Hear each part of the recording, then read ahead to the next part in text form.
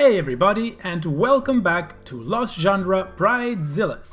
Today's video is a just one story video saga. It has 3 updates and it's a hell of a story. So let's get started. This one is from user Paperweight Fairy. My fiance and I have been together for 8 years and engaged for 3. I was doing my PhD program and was juggling planning the wedding. My fiance took much of that work, but it was perfect because our dream venue was booked till after my graduation. So what we did is book our dream venue 3 years in advance. It is really a beautiful venue. The only slot we got was September of this year. My sister got engaged a few months ago to her fiance. They were planning on having a spring wedding next year. They had no venue lined up, but had a few vendors lined up as well as a set date. So, our parents invited us and our significant others to a family barbecue, where my sister announced to all our extended family that she is expecting. Everyone was so happy for her and my brother-in-law, who is a great guy. My nan asked my sister if the wedding was still on the set date or if they were going to wait. Because of the baby, she said no, that she hoped to move it to September. No big deal, we don't have many out-of-town guests, so they could attend to both weddings no problem. Nan was happy and asked sister if she needed help planning such a short-notice wedding. My sister then turns around and said, "That's what I wanted to talk to you about. I was really hoping we could kinda take your venue. I really cannot stress myself too much with planning a wedding while on maternity classes. And I think it is so beautiful, it would really mean a lot to me." It went silent. Everyone was looking at me expecting me to say, "Yes, of course, everything for my little sister."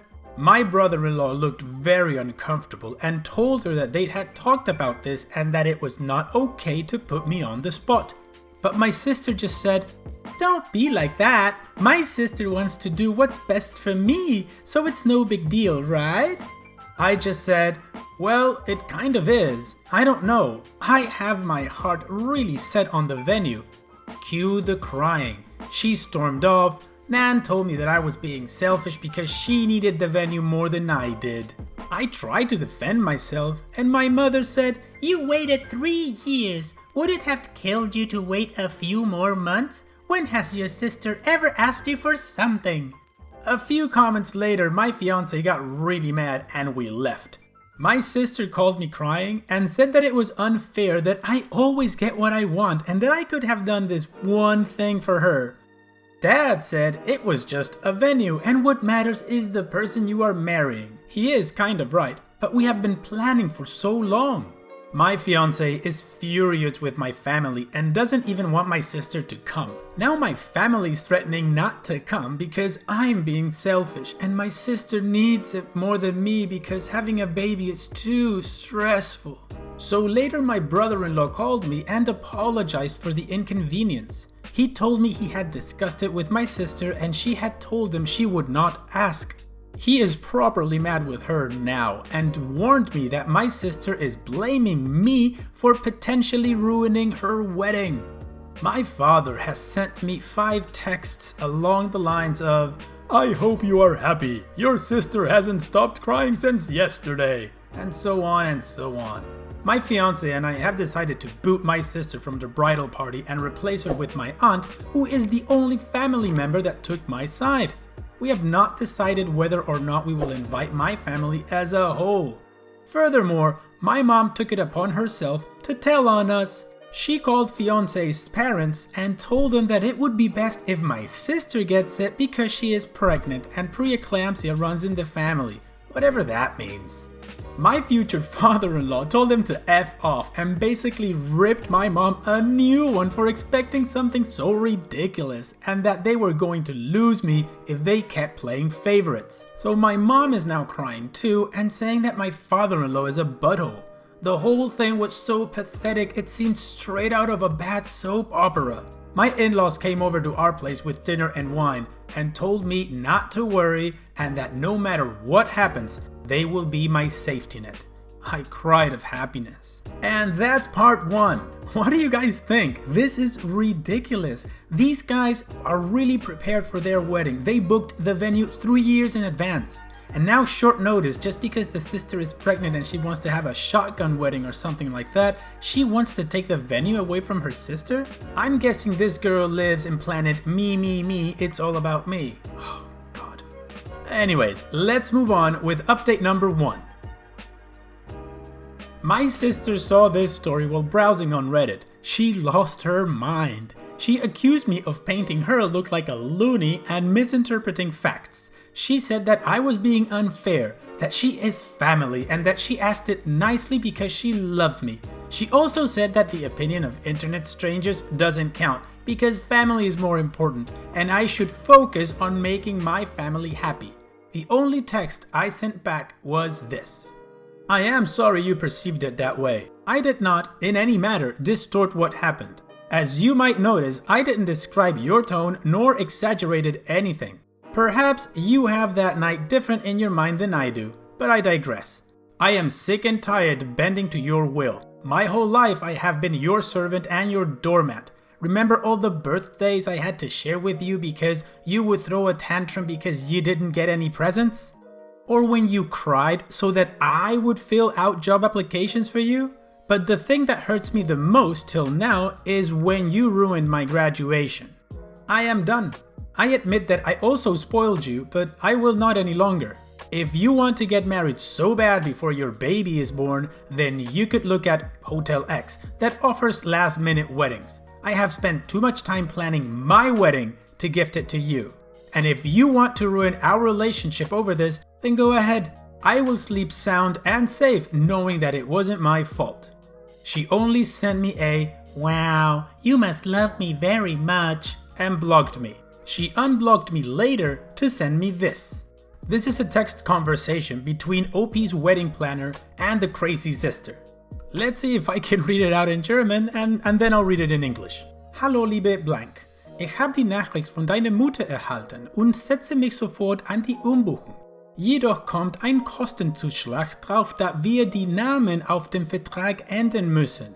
Komm doch bitte morgen im Büro vorbei, damit wir den neuen Vertrag unterschreiben können. Liebe Grüße, ich. Ach, das ist eine tolle Nachricht. Ich bin morgen um 9 bei euch im Büro. And this roughly translates to the wedding planner saying, "Hello dear, I got the message from your mother and will proceed with the rebooking of the venue on the spot. However, this will have extra costs as we have to change the names on the contract. Please come by my office tomorrow so we can sign the new contract." And the sister replies, "That's great, I'll be there at 9.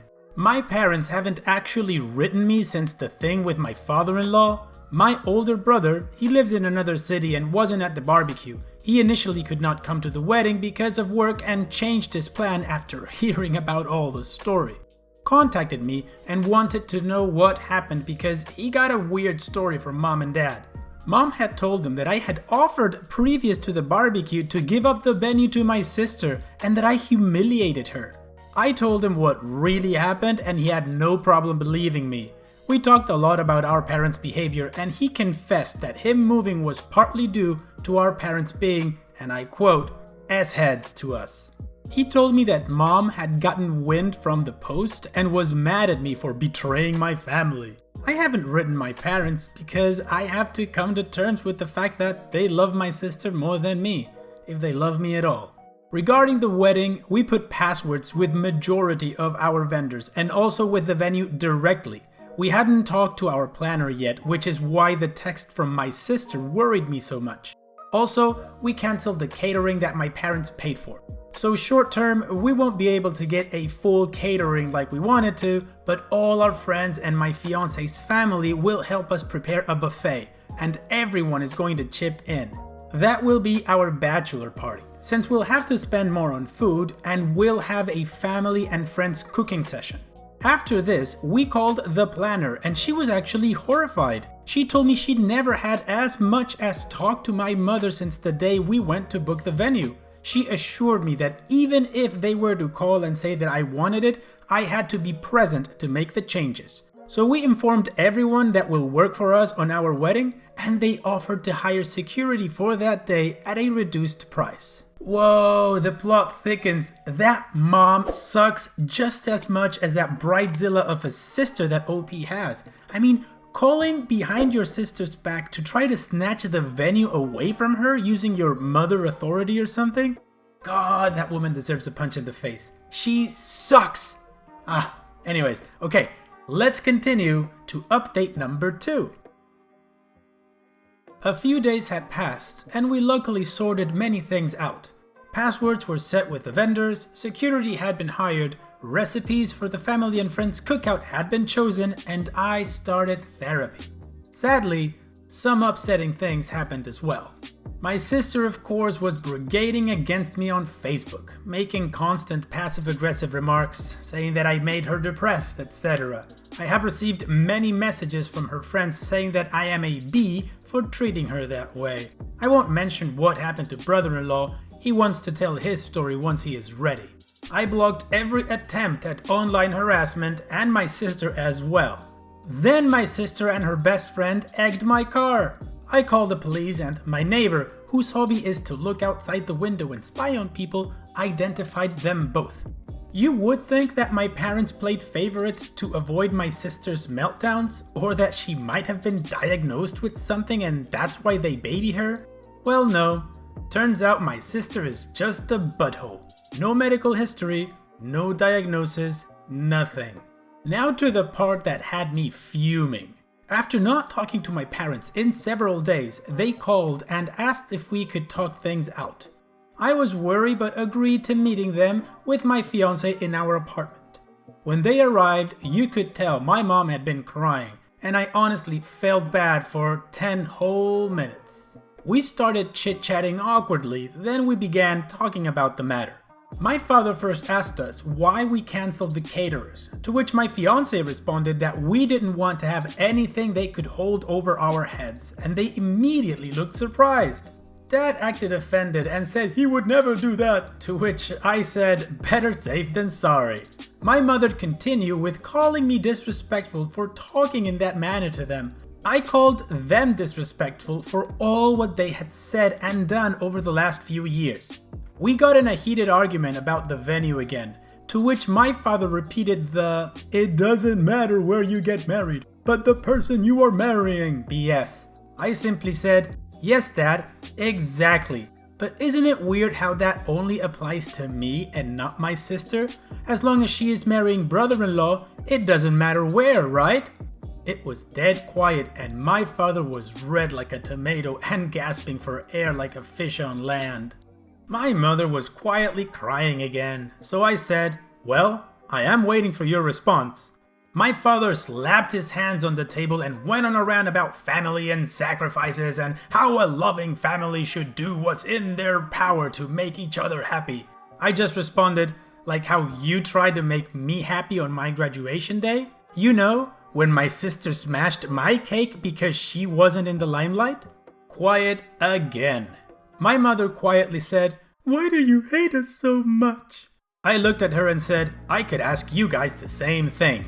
Again, nothing. My parents knew they had effed up, but they were not ready to admit it. My mother tried to guilt trip me by saying that my sister is miserable, that she hasn't gone out in days because people judge her too much. My father went on a tangent on how my little sister just needs more time and attention because she is the youngest, etc., etc. So basically excusing her behavior. I told them that I felt hurt because I now saw their blatant favoritism, that they didn't even try to conceal the fact that they loved my sister more. My mother tried to say, "That's not true, we love you all the same." I wasn't having it. I opened a list I had written on my phone where I had written every point I could remember about them putting my sister before me. It was a very long list. Some had dates to it, some were more specific situations. When I was finished, my parents were horrified and nearly in tears. They wanted to start explaining again how I was wrong, but I said that this conversation was leading nowhere. They either set family counseling up for us and apologized to me, or they won't be invited to the wedding. They left and haven't called since. Oh man, being in that moment where OP was reading the list to her parents must have been epic, just to see their face change. to actually see their shame and guilt knowing that they effed up on parenting their kids and favoring one over all of the others. Let's hope they learned the lesson and are willing to change it in the future. Unfortunately, it's too late. A whole lifetime has already passed and OP is not having any more of it. And so, now we reach the final update, number 3. After I last spoke to my parents, they did not let go of their position. I was the bad guy. I was responsible for my sister's depression and her failing relationship. It went so far that I had to block them and change my number as they were contacting me from relatives' phones and so on. It was a real bummer, especially during a time that should be so special. I was harassed by my sister and her entourage on Facebook and Instagram, so I simply deleted it. It was a mentally draining time, but my husband's family and friends and my brother helped me get through it. I had basically cut off every family member that had given me crap for keeping my wedding date. My nan came to my door a few days before the wedding, begging me to let her come. I had a long talk with Nan, and she ended up apologizing even though she still failed to see the logic in switching weddings. But she did not want to pressure me and wanted to be there for me. We hugged it out, but our relationship is not back to normal yet. And so, we get to the wedding day. The morning was really good and relaxing. My bridesmaids and I got ready, we drank some Prosecco and took pictures. My dress fit perfectly and I just looked gorgeous. But then came the time to leave for the ceremony. We were at the venue taking before pictures with my friends when I saw my sister's car approaching the venue. Admittedly, I was crapping my pants, or well, my dress.